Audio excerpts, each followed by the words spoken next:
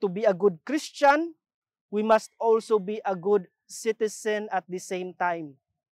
Dili pwedeng maayo lang tas panimbahan, apan limbungan tas atong panginabuhian.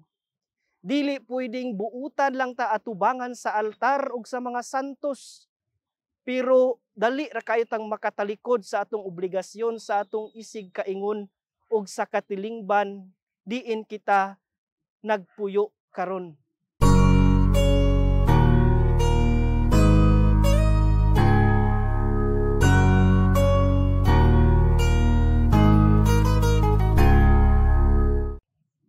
Maayong adlaw mga igsuon, ako di ay si Reverend Father Charles Quizon, formator sa Seminaryo Mayor de San Carlos.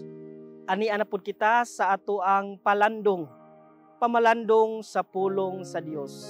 Ang atong ebanghelyo atong gikuha diha sa ebanghelyo ni San Mateo, kapitulo 17, bersikulo 22 to 27.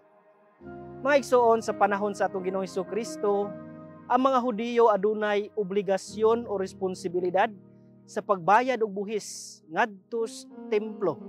Ingon man ngadto usab sa gobernong Romano.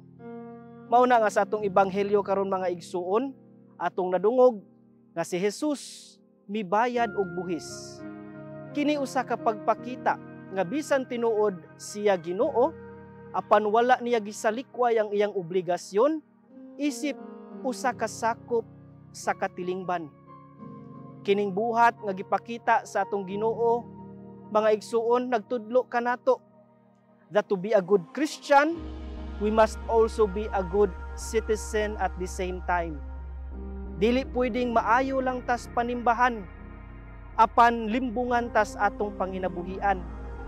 Dili pwedeng buutan lang ta atubangan sa altar ug sa mga santos, pero dali ra kayo tang makatalikod sa atong obligasyon, sa atong isig kaingon ug sa katilingban diin kita nagpuyo karon. Kung gusto tang mahimong buutan nga Kristiyanos, ato kining sugdan, pinaagi sa ato ang pagkamaayong lumulupyo sa atong katilingban. Ug mao kini ang awhag sa atong Ginoong Hesukristo sa atong ebanghelyo karon. To be a good Christian, we must first be a good citizen in our society. Amen.